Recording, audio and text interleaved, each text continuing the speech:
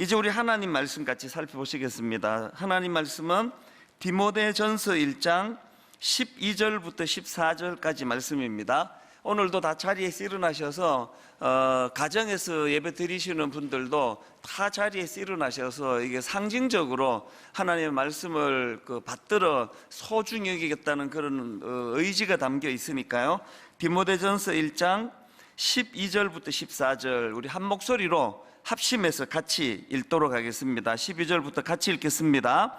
나를 능하게 하신 그리스도 예수 우리 주께 내가 감사함은 나를 충성되이 여겨 내게 직분을 맡기심이니 내가 전에는 비방자요 박해자요 폭행자였으나 도리어 긍휼을 입은 것은 내가 믿지 아니할 때에 알지 못하고 행하였음이라.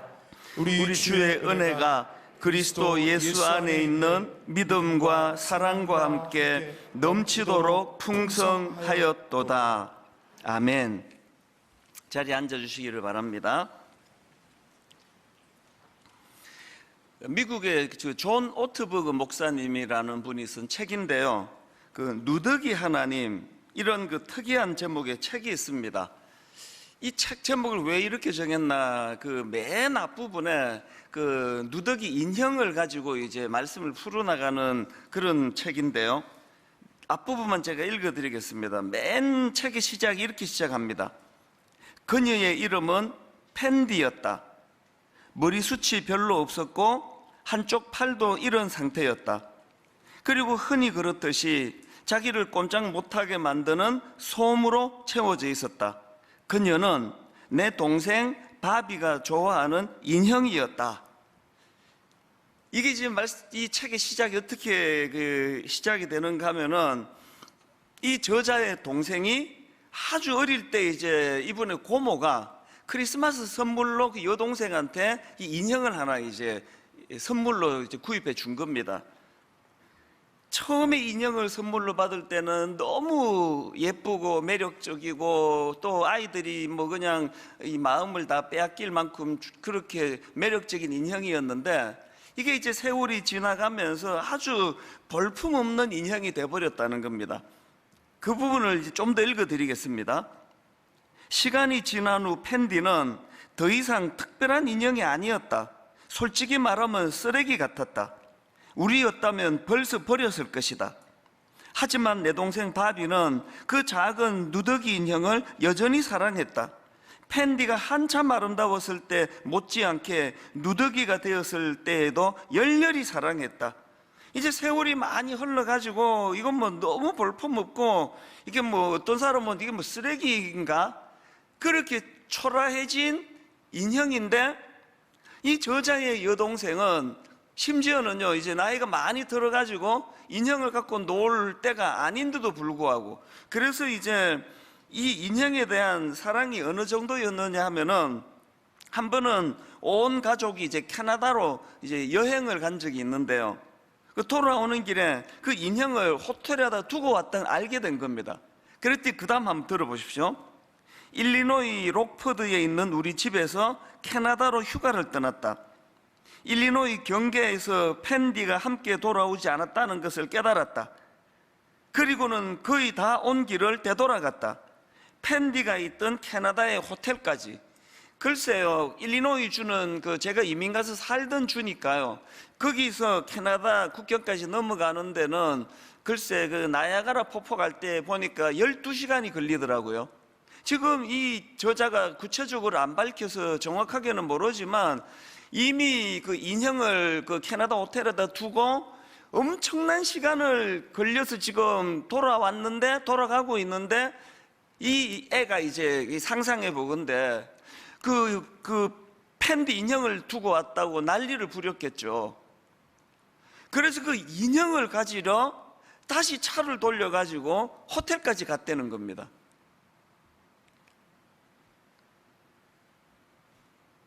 심지어는 이제 그 동생이 다 자라서 성인이 됐는데요, 어머니가 이 인형을 버리지를 못하시고 천에 싸가지고 상자에 넣어가지고 그렇게 20년 동안 다락방에다가 보관을 했고요.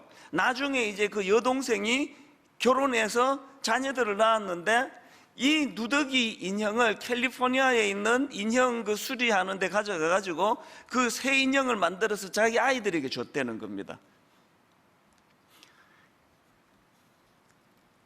이 내용을 쭉 제가 들으면서 이상하게 이제 자꾸 눈물이 나는 거예요.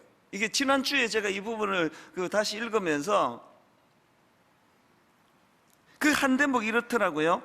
펜디에 대한 여동생의 사랑이 자기를 사랑하는 모든 사람이 그 작은 인형도 소중하게 여기도록 만들었다. 제가 이 대목에 이게 감동이 됐던 게 뭐냐면은 바로 이 펜디라는 인형을 가지고, 그래서 책 제목을 이제 우리말로 뭐 그렇게 바꾸긴 하지만 누더기 하나님이라는 이런 그 책 제목을 가지고 풀어나가는 그 첫 대목에서, 이게 사실 좀 뭐 유치하게 보려면 그냥 유치한 내용인데 계속 이상하게 눈물이 나더라고요. 이게 어디에 제가 그 접목이 됐기 때문에 눈물이 나는 겁니까? 펜디에 대한 여동생의 사랑이 자기를 사랑하는 모든 사람이 이 작은 인형도 소중하게 여기도록 만들었다. 이게 고난주간 첫날 제가 여러분에게 드리고 싶은 메시지의 이게 핵심이거든요. 제가 이렇게 사랑굿이라고 많은 분들이 모여있는 교회의 담임 목사가 될 수 있었던 근본적인 근원적인 이유를 저는 알거든요.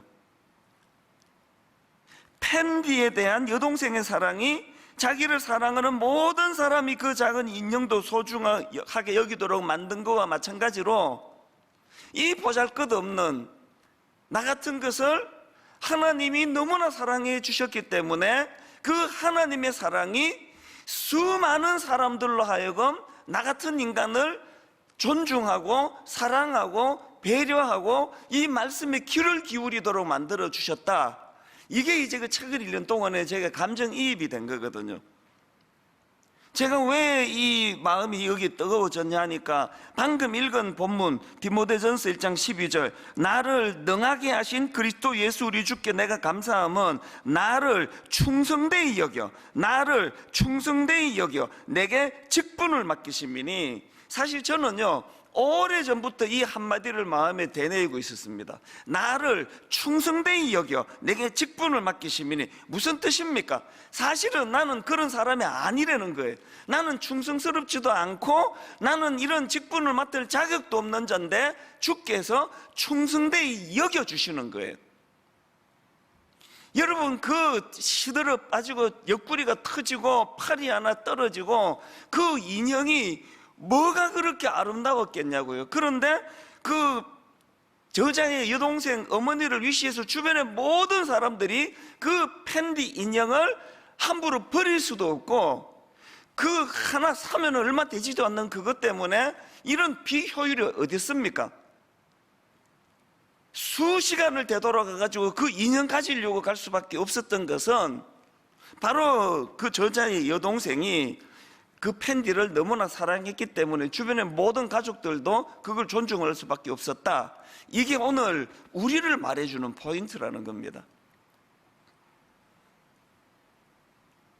사실 이게 또 저에게 더 감정이입이 됐던 건요, 수년 전에 제가 그 설교 시간에 이야기를 했던 기억이 나는데 저도 비슷한 걸 경험했기 때문이에요. 제 아내는 그 미대 조속과를 나왔거든요. 그래서 결혼을 했더니 아니 그 17평짜리 그 빌라에 사는데 그 좁은 집에 자기가 만든 작품이라면서 뭐 거의 저만 해요. 여자 하나가 이렇게 하고 서 있는 이 작품을 갖다 놓고 또 막 완전 이거는 쇳덩어리입니다. 막 쇠를 이렇게 해가지고 이거 뭔지도 잘 알아보지도 못하는 이런 작품들을 이제 못 버리는 거예요. 근데 이게 뭐 원래 이게 부교육자 시절에는 뭐 거의 뭐 2년에 한 번, 막 어떨 때 1년에 한 번 막 이사 다니는 때가 많은 때거든. 10몇 번 이사했던 것 같아요. 계속 이사를 다니는 과정에서 불행하게도 이 놀라운 작품 팔이 하나 떨어져 버린 거예요. 이 진짜 볼품이 없더라고요. 이 팔이 하나 뚝 떨어졌는데 되게 흉스러워요. 그리고 이제 그때나 지금에는 저는 이제 새벽에 일어나는 사람이니까 새벽에 일어나가지고 화장실 가다가 막 놀란 적도 있습니다. 어떤 이런 게 하나 서 있어가지고. 그래서 제가 계속 이거 버리자. 아니 이걸 왜 이거를 그냥 두느냐고, 이 흉스러운 이거를 버리자고 막 계속 제가 부탁하고 막 협박도 하고 막 쪼르기도 하고 그러는데 못 버리는 거예요. 절대로 못 버리는 거예요. 그 왜 못 버릴까요? 제가 보기에는요, 팔 하나가 떨어져 나간 거의 뭐 정말 이거는 흉물처럼 보이는 건데, 제 아내 입장에서는 이게 자기가 만든 작품이기 때문에 여전히 소중한 거예요. 이게 아까 그 누더기 하나님이라는 책에 나오는 그 인형을 버리지 못하는 그 저자의 여동생하고 똑같은 마음 아니겠습니까? 사실 저는 그 이 누더기 하나님이라는 책 앞부분에 펜디 인형 그 부분을 읽다가 막 눈물이 나면서 제가 정말 후회했습니다. 내가 참 나쁜 놈이에요. 결국은 이걸 내가 버리게 만들었거든요.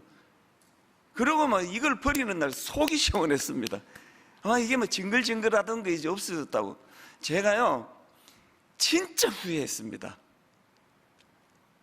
참 저는 정말 얕은 인생이라고 어제도 고백했지만요, 그 소중한 걸, 그 팔 떨어져 나간 그 조각 작품 하나 우리 집에 지금도 보관이 됐더라면 진짜 제게 은혜의 도구가 됐을 것 같아요.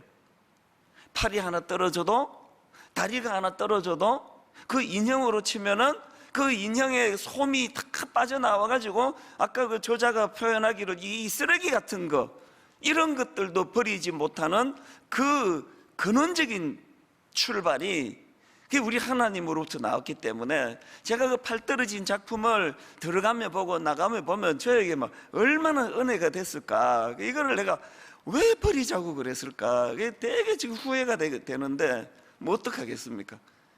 혹시 여러분 집에 그 팔 떨어진 노는 작품 있으면 하나 좀 저 주시면 제가 잘 보관하겠습니다.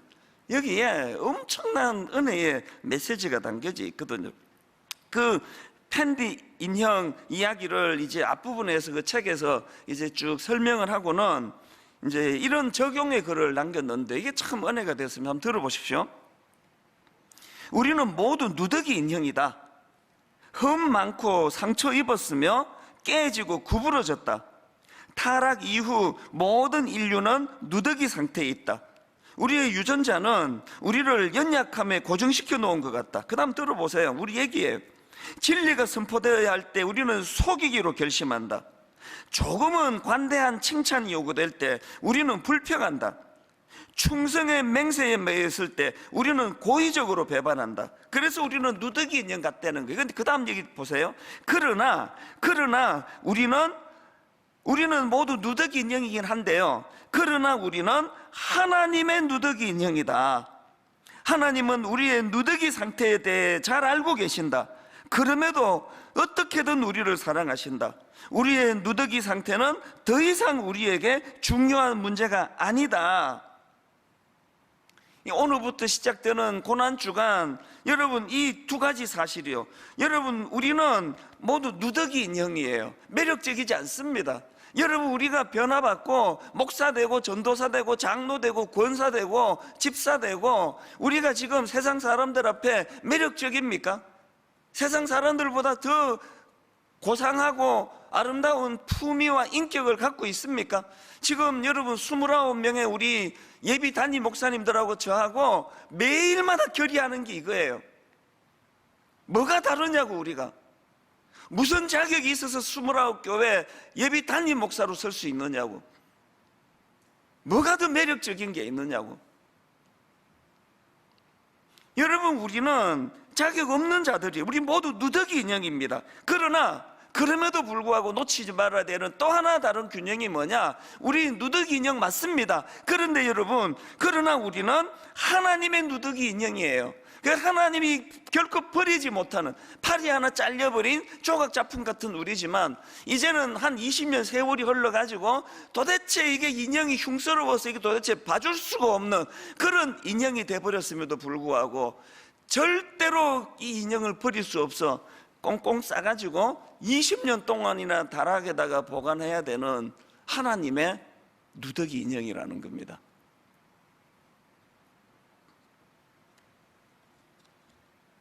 제가 이런 각도로 말씀을 묵상하다가 보니까 계속 성경에 나오는 게 이 두 구도더라고요. 여러분, 구약의 요나 선지자 아시지 않습니까? 요나 입장에서는 하나님께서 그 악한 니느웨 사람들을 소중히 여기고 그들을 구원하시려는 계획을 용납할 수가 없는 거예요. 아니, 어떻게 이런 일이 있을 수가 있느냐고. 아니, 여러분, 사실 요나의 생각이 옳은 거 아닙니까? 그 니느웨 사람들이 얼마나 악한데, 그들의 악독은 이루 말할 수가 없는데 요나의 생각이 옳은 거 아닙니까? 그런데 하나님은 요나와는 전혀 다른 시각을 갖고 계시는 겁니다. 요나서 4장 10절 11절, 여호와께서 이르시되 내가 수고도 아니하였고 재배도 아니하였고 하룻밤에 났다가 하룻밤에 말라버린 이 박능쿨을 아꼈거든. 하물며 이 큰 성읍 니느웨에는 좌우를 분별하지 못하는 자가 12만여 명이요 가축도 많이 있나니. 그 다음 보세요. 내가 어찌 아끼지 아니하겠느냐. 이게 바로 여겨주심의 사랑 아닙니까? 아닌데, 사랑받을 자격이 없는데 사랑받을 자격이 있다고 여겨주시는 사랑이거든요. 탕자의 비유에 나오는 큰아들도 마찬가지 아닙니까? 이 큰아들은 허랑방탕하다가 돌아온 자기 아들을 그토록 극진히 맞이하시는 아버지를 이해할 수가 없는 겁니다. 아니, 어떻게 그 악한 놈, 허랑방탕하다 돌아온 그 녀석을 위해 가지고 살찐 송아지를 잡아 잔치를 벌일 수가 있느냐고. 이 용납이 안 되는 거야. 그리고 화가 나는 거거든요. 여러분이 큰아들의 마음이 너무나 이해가 되는 거 아닙니까? 실제로 그 둘째 아들은 페류나예요. 그 당시로 말하면 그 멀쩡히 살아계신 아버지를 죽은 자 취급한, 이거는 인간 말종 같은 거예요. 그런데 여러분, 그 아버지의 시각이 너무나 이성이 발달한, 그래서 논리정연하고 뭐 누가 이야기하면 뭐 반박할 수 없는 그런 이론으로 무장한 그 큰아들이 갖고 있던 시각과는 완전히 다른 거 아닙니까? 이게 아버지의 여겨주심의 사랑이에요. 그래서 그 둘째 아들도 이게 인간인지라 염치가 없으니까 이제 나는 아버지 아들이라 말할 자격을 잃었다 그럴 때, 아니야, 여전히 너 내 아들이야. 이게 여겨주심. 신앙은요, 이 여겨주심의 사랑을 인식하고 그것에 감격하며 사는 거예요. 그래서 제가 새벽에 이런 것 때문에 마음이 너무 뜨겁고 은혜가 되다 보니까요, 찬송가, 내 모든 시험 무거운 짐을 주 예수 앞에 아뢰이면 근심에 쌓인 날 돌아보사 내 근심 모두 맡으시네. 이 찬양 다 아시죠? 후렴에서 제 마음이 무너졌습니다. 무거운 짐을 나 홀로 지고 견디다 못해 쓰러질 때, 그 다음에 불쌍히 여겨 날 구해 주리. 옛날 그 새 찬송가가 제가 입에 이거 있네요. 불쌍히 여겨 구원해 주리 은혜의 주님 오직 예수. 이게 여겨주심이에요. 여겨주심. 그러고 보면은 오늘 이 본문을 기록한 사도 바울이나 또 오늘 이 자리에 참석한 저나 여러분 모두가 다 하나님으로부터 얻게 된 여겨주심이 두 종류의 여겨주심의 은혜를 입었는데요. 첫 번째 여겨주심이 뭐냐? 우리 존재에 대하여 아닌데 이 소중한 존재로 여겨주시는 거예요. 소중한 존재로 여겨주시는 것. 이사야 43장 1절, 야곱아 너를 창조하신 여호와께서 지금 말씀하시느니라. 이스라엘아 너를 지으신 이가 말씀하시느니라. 너는 두려워하지 말라. 내가 너를 구속하였고 내가 너를 지명하여 불렀나니 너는 내 것이라. 이렇게 선포하고는 너는 내 것이라라고 선포한 이 말씀이 뒤따라오는 여겨주심이 4절입니다.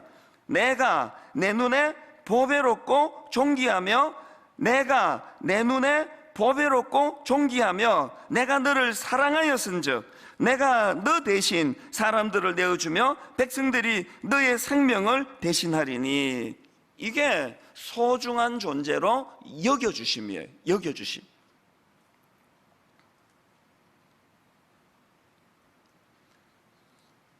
우리가 신앙생활을 하면서 우리 자신에 대하여, 그리고 우리가 대면하고 있는 우리 이웃들에 대하여 이 여겨주심의 은혜, 이 존재의 여겨주심의 은혜가 뭔지를 모르고 신앙생활을 한다면 그건 은혜를 모르는 모습이라고 말할 수밖에 없는 거 아닙니까? 그런가 하면은 바울이 누렸던 두 번째 여겨주심이 뭐냐? 직분에 대하여 충성된 자로 여겨주신다는 거. 아까 오늘 본문에 살펴본 12절 말씀이 그거 아닙니까? 나를 능하게 하신 그리스도 예수 우리 주께 내가 감사함은 나를 충성되이 여겨 내게 직분을 맡기심이니.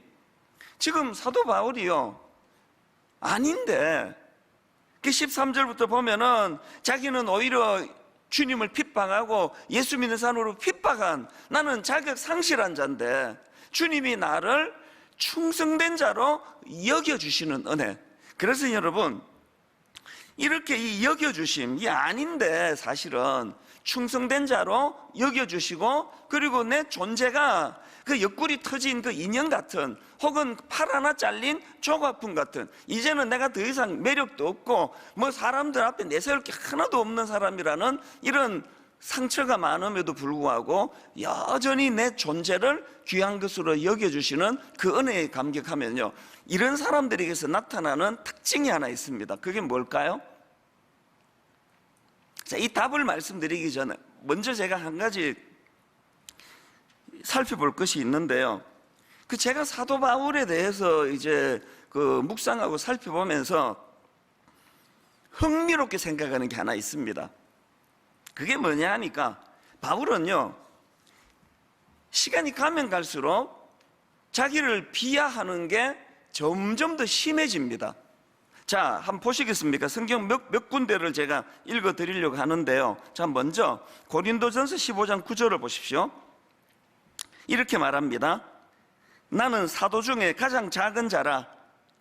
나는 하나님의 교회를 박해하였으므로 사도라 칭함받기를 감당하지 못할 자니라. 여기 보니까 지금 자기를 사도 중에 가장 작은 자라고 그렇게 자기를 이제 스스로 낮추고 있습니다. 그랬는데, 자, 그 다음 에베소서 3장 8절에 보니까 그 강도가 좀 심해집니다. 모든 성도 중에 지극히 작은 자보다 더 작은 나에게 이 은혜를 주신 것은 청량할 수 없는 그리스도의 풍성함을 이방인에게 전하게 하시고, 자기를 조금 더 낮추고 있지 않습니까? 아까 앞에서는 사도 중에 작은 자라고 그렇게 칭했는데, 이번에는 모든 성도 중에 지극히 작은 자보다 더 작은 자라고. 제가 그 굵은 글씨 표시를 잘못했습니다. 잉크가 모자라는 것도 아닌데 조금 더 썼어야 됩니다. 지극히 작은 자보다 더 작은 자, 더 작은 자, 이렇게 자기를 지금 비하하고 있거든요. 그랬던 그가 마지막으로 디모데전서 1장 15절입니다. 밑보다 모든 사람이 받을 만한 이 말이여, 그리스도 예수께서 죄인을 구원하시려고 세상에 임하셨다 하였도다. 죄인 중에 내가 괴순이라. 이제 자기를요, 사도 중에 작은 자, 뭐 성도 중에 작은 자 중에 작은 자, 그 정도가 아니라 이제 죄인 중에 괴수라는 거예요. 여기서 흥미로운 게 뭐냐 하면은요, 맨 먼저 자기를 사도 중에 가장 작은 자라고 표현했던 고린도전서 이 말씀은 사도 바울이 3차 전도 여행 때 그 기록한 편지의 말씀 내용이고요. 그런가 하면은 이제 그 다음 나오는 모든 성도 중에 지극히 작은 자 이렇게 표현했던 에베소서는 그 이후에 시간이 흘러가지고 이제 사도 바울이 로마 감옥에 투옥된 이후에 기록된 편지 서신이거든요.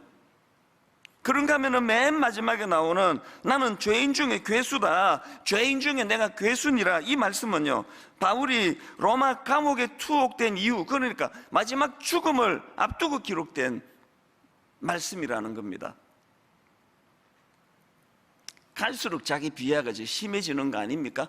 비하가 점점 그래서 이제 죄인 중에 괴수의 자리까지 자기를 비하하고 있다는 거예요.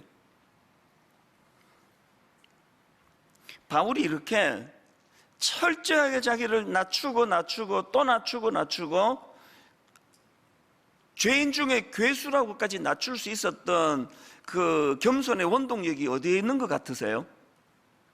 그 원동력은요, 바울이 누렸던 두 종류의 여겨주심의 사랑, 자기를 어떤 상황에서도 소중히 여겨주시는, 존재를 귀히 여겨주시는 하나님의 여겨주심의 사랑, 두 번째가 아닌데 어떤 상황에서도 자기를 충성된 자로 여겨주시는 그 여겨주시는 사랑이 사도 바울로 하여금 이런 겸손의 사람으로 만들었다는 겁니다. 그러면 이제 다시 그 앞으로 돌아가서 아까 질문 이거 아니었습니까?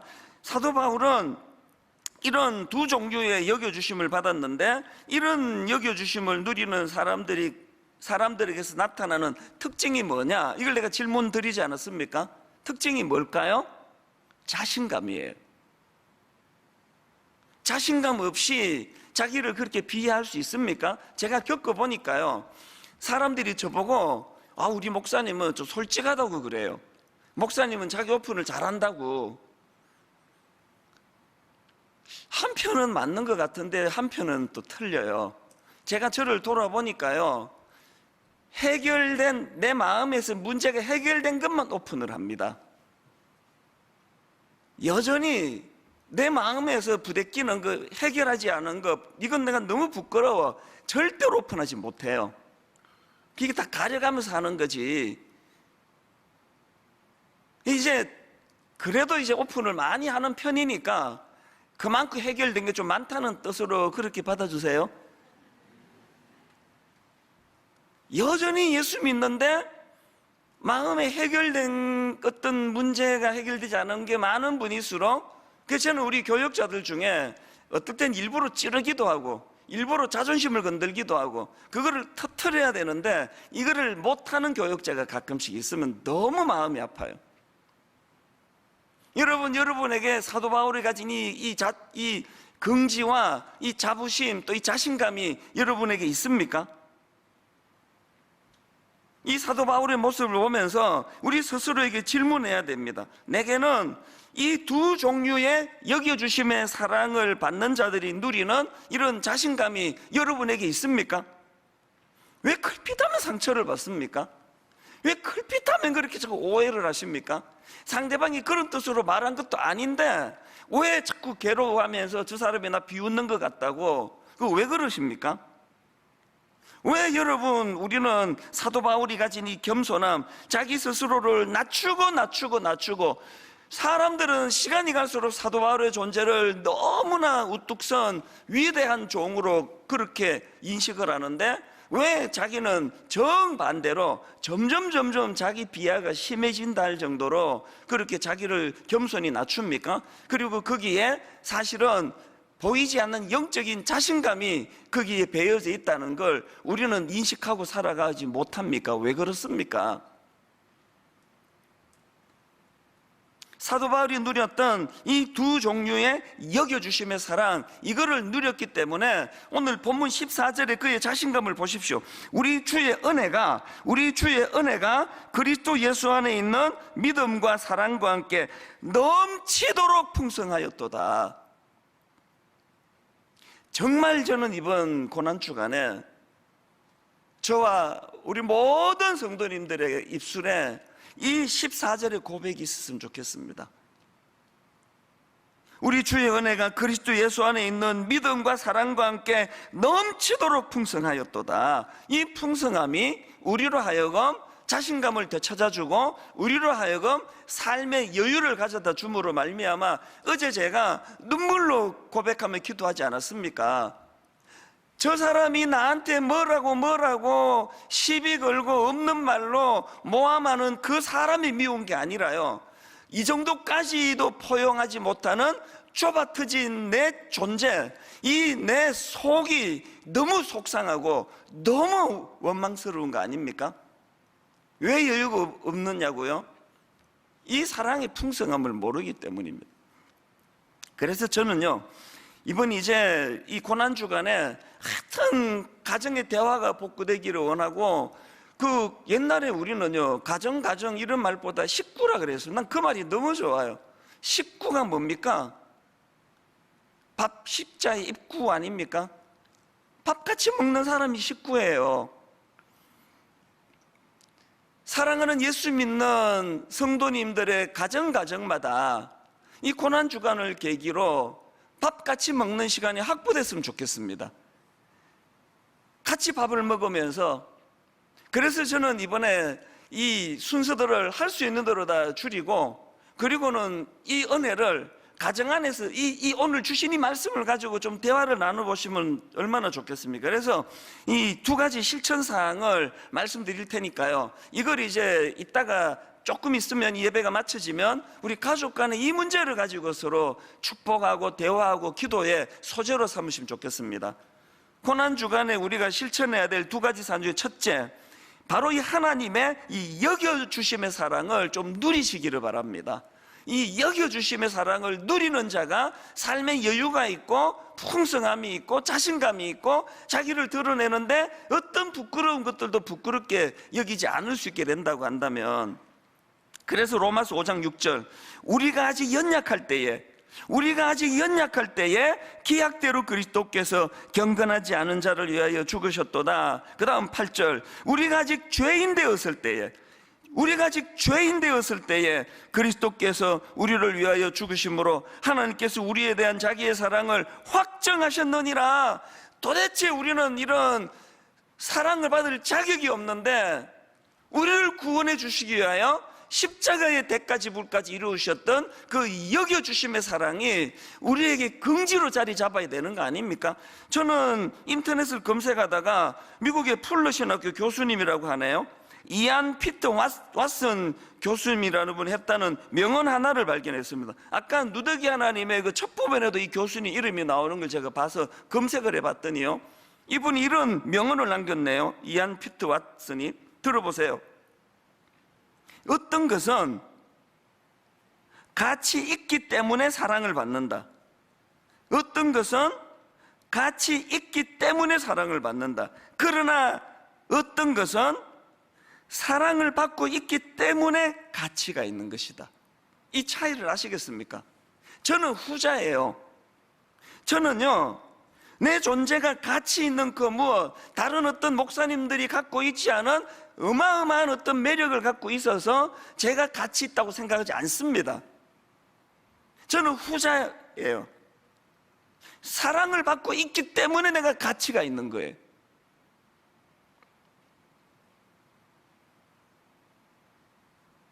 누더기 인형같이 옆구리도 터지고 제 아내가 만든 작품 팔이 하나 이사하다가 부주의로 떨어져 나가 버린 것 같은 이런 흠이 많은 저지만, 그래서 제가 어떤 남들이 갖고 있지 않는 어떤 가치를 가졌기 때문에 사랑을 받는 것이 아니라, 우리 하나님께서 아닌데도 불구하고 여겨주심의 사랑으로, 두 가지 여겨주심의 사랑으로 저를 사랑하고 계시기 때문에 그 사랑의 힘으로 모든 사람들이, 이런 이야기하면 여러분이 글쎄 저것도 뭐 겸손 떠나 뭐 이렇게 하겠지만요, 저는 제가 설교를 하고요, 이거는 청소년 사역 때부터 있던 일이에요. 그래서 뭐 누가 연락이 와가지고 뭐 이번 주 설교가 너무 은혜가 됐다 그래서 그런가 해서 기쁘잖아요. 그래서 이제 산책하면서 이제 들어보거든요.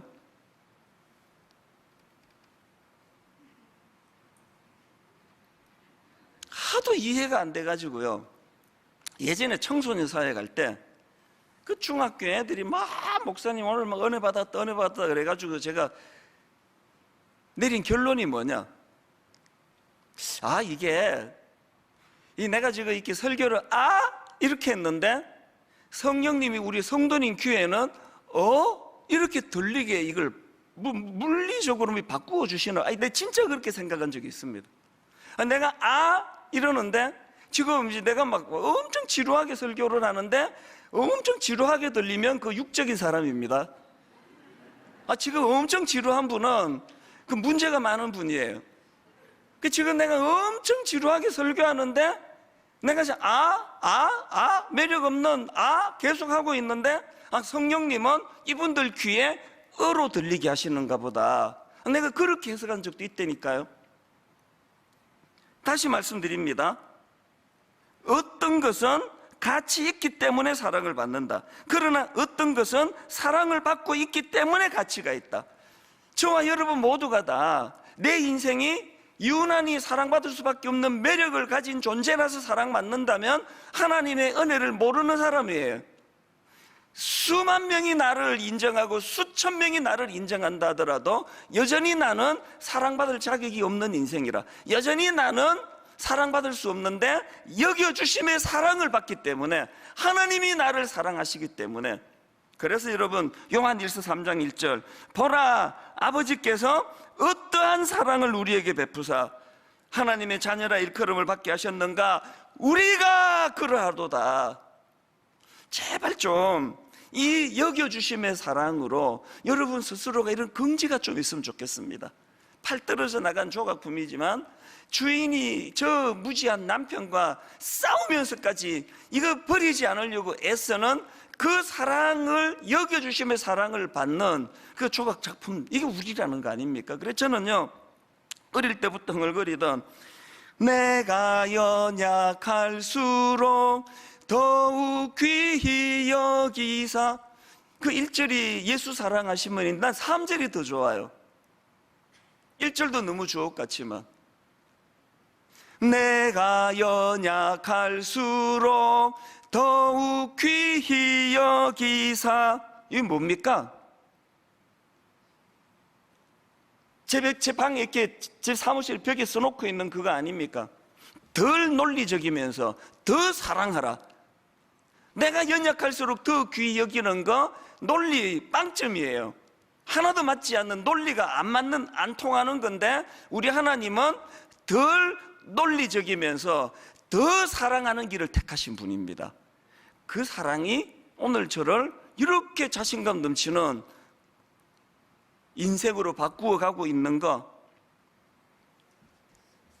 두 번째 실천 사항이 뭐냐? 첫 번째가 이 여겨주심의 사랑을, 십자가 사랑을 풍성히 묵상하심으로 누리시기를 바라는 게 첫 번째라면, 두 번째 실천 사항이 뭐냐? 그 부어주시는 그 사랑으로 누군가를 사랑하라는 거예요. 누더기 하나님의 이런 대목이 나옵니다. 잘 들어보세요. 하나님은 말씀하신다. 나를 사랑하라. 그리고 나의 누더기 인형들을 사랑하라. 하나님은 말씀하신다. 나를 사랑하라. 그리고 나의 누더기 인형들을 사랑하라. 이것은 패키지 거래다. 우리가 하나님 앞에 이 여겨주심의 사랑을 충분히 누리고, 그래서 이 사랑으로 내가 점점 하나님 앞에 은혜에 대한 감격이 넘쳐진다면 그 사랑으로 누군가를 사랑하라, 이 패키지래요.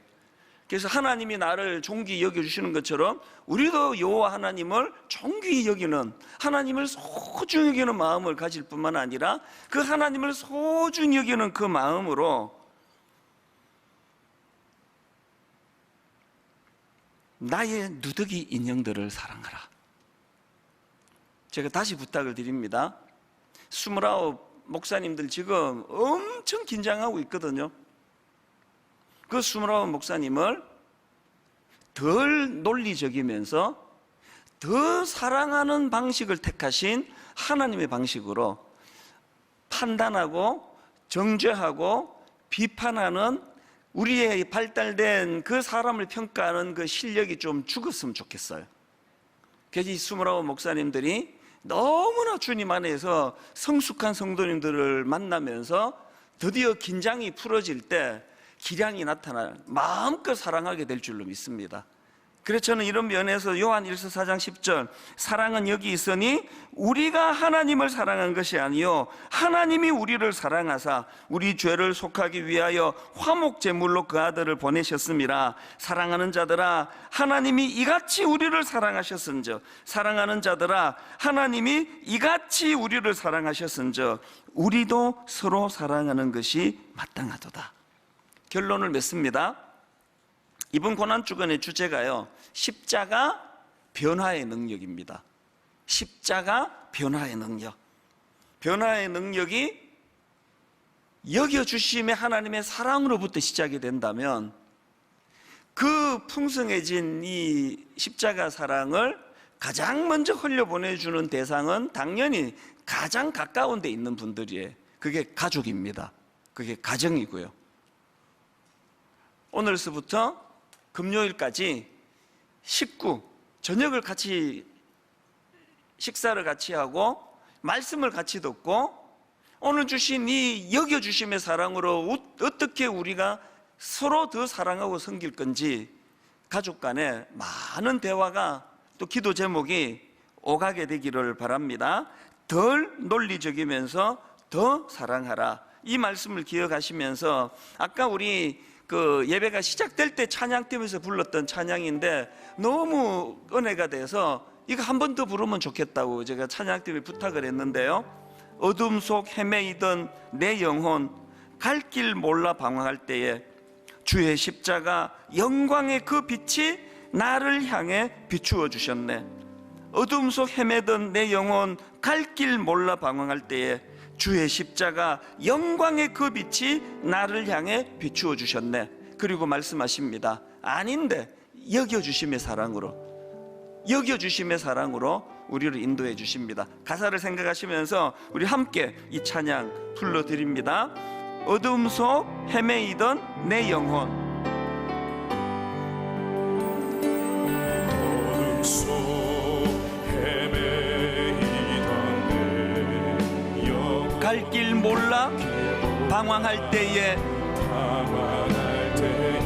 주의 십자가 영광의 그 빛이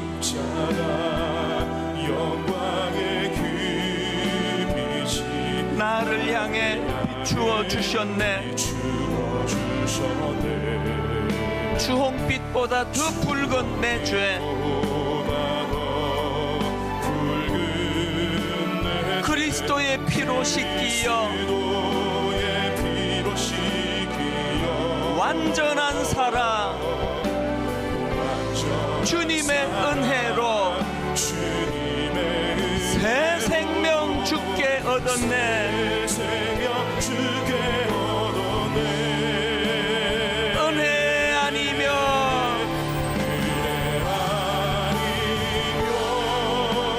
나서지 못하네. 십자가의 그 사랑 능력 아니면 나 서지 못하네.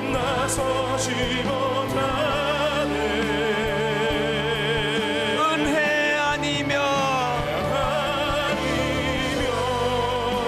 나 서지 못하네.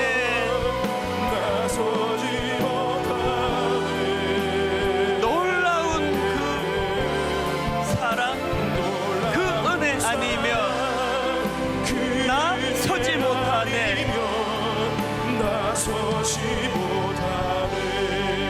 여러분 다시 한번 부탁합니다. 이 시간에 우리가 또 뭐 이론 하나 받아 적을까 하나 이러려고 온 거 아니고요. 우리 깨달으러 온 거예요. 사랑받으러 온 겁니다. 여겨주심의 사랑.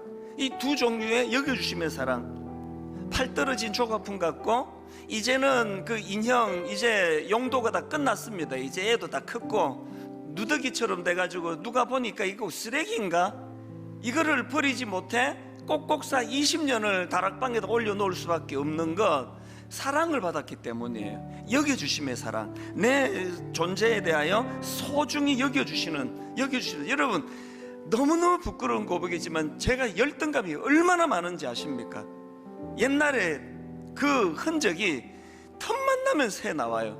난 더 이상 사랑받을 수 없을지 모른다는, 심지어는 제 아내에게도 종종 내가 그걸 확인하고 싶은 게, 이게 누더기 인간으로서의 본능으로서의 저의 모습이에요. 그러나 십자가 아래에서 이런 나를 결단코 버리지 아니하시는, 전혀 아닌데 나를 소중한 존재로 여겨주시는 그 하나님의 은혜, 그 새벽마다 제가 회복이 되거든요. 오늘 여러분 고난주간을 맞이해서 이 여겨주심에, 내 존재가 아닌데 너무나 보배롭고 소중하다고 여겨주시는 그 사랑이 여러분 안에 있는 내면의 열등감을 다 녹여버리는 능력이 되기를 원합니다. 그런가 하면은 아닌데 충성된 자로 여겨주시기 때문에 눈물을 흘리며 목회를 하고 교회를 섬기고, 눈물을 흘리며 은혜에 감격하며 헌신할 수 있다면, 아버지 오늘 너무너무 무기력해진 우리의 심령인데 이 여겨주심의 사랑이 단번에 내 무기력함을, 내 우울한 마음, 심지어는 이 우울증, 이런 것들을 치료하는 능력이 되기를 원합니다. 이런 사모하는 마음을 가지고 두 종류의 여겨주심을 마음에 담고 이 십자가 사랑, 우리 은혜 아니면 나 서지 못하네. 우리 처음부터 다시 한번 어둠 속 헤매이던 내 영혼, 가사를 불러드립니다. 십자가를 묵상하며 눈을 감고 어둠 속 헤매이던 내 영혼, 갈 길 몰라 방황할 때에, 이게 우리의 모습 아닙니까? 주의 십자가 영광의 그 빛이, 십자가 영광의 그 빛이 나를 향해 비추어 주셨네. 비추어 주셨네. 참 초라한 우리의 모습, 주홍빛보다 더 붉은 내 죄, 붉은 내 죄 그리스도의 피로 씻기어 완전한 사랑, 주님의 은혜로. 여러분 이 사실을 선포하십시오. 입술로 고백하십시오. 새 생명 주께 얻었네. 은혜 아니면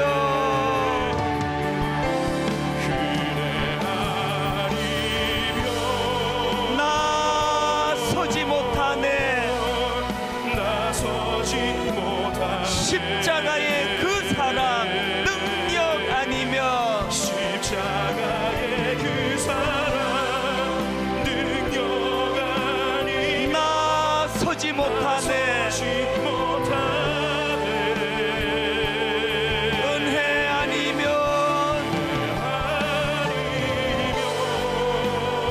나서지 못하네.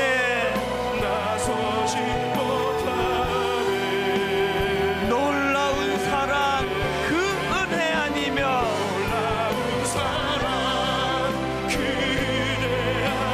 나서지 못하네.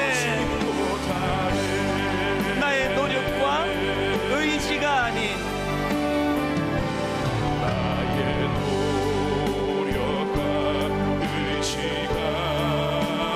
오직 주님의 그 뜻 안에서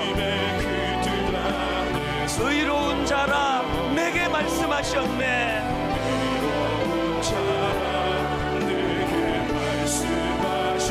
완전하신 그 은혜로 여러분이 여겨주심의 사랑, 그 십자가 사랑, 은혜 아니면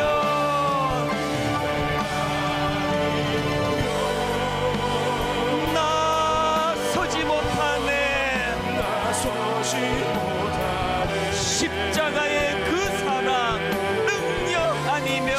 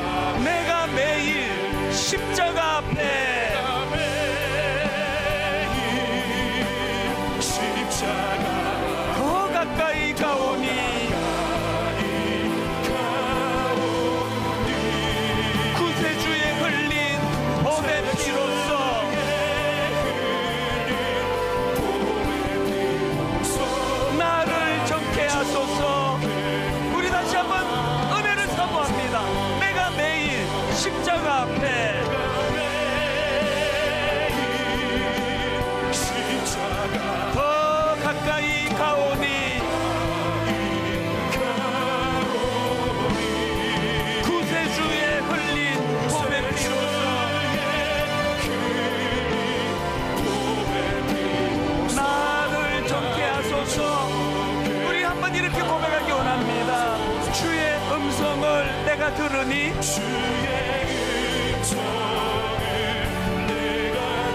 사랑한단 말일세.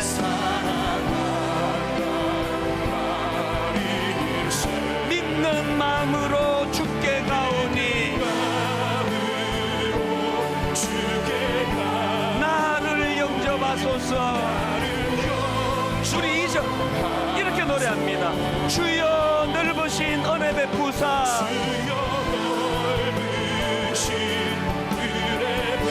나를 받아주시고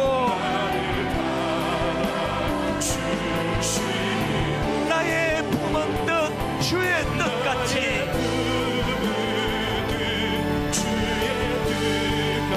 되게 하여 주소서.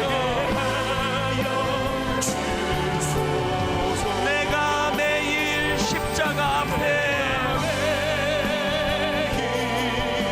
십자가 더 가까이 가오니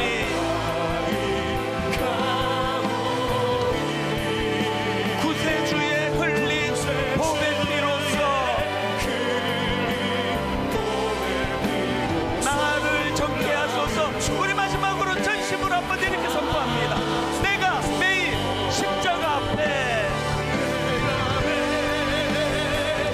여겨주심의 그 사랑 내 더 가까이 가오니 구세주의 흘린 보배 피로써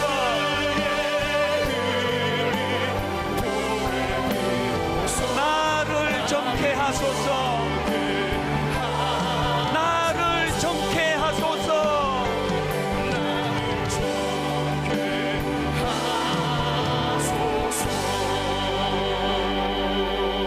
하나님이 두 종류의 여겨주심의 사랑 모르고 있었습니다.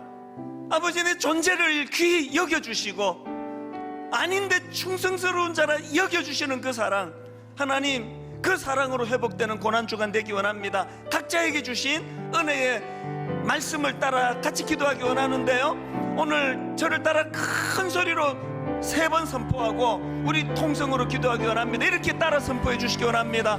주여 은혜를 주옵소서. 주여 은혜를 주옵소서. 주여 은혜를 주옵소서. 주여 은혜를 주옵소서. 주여 은혜를 주옵소서.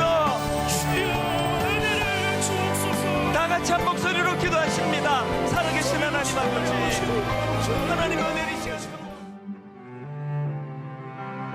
지금은 미디어 선교를 위한 헌금 시간입니다. 이 예배를 통해 삶 가운데 은혜와 회복이 충만하시기를 간절히 기도합니다.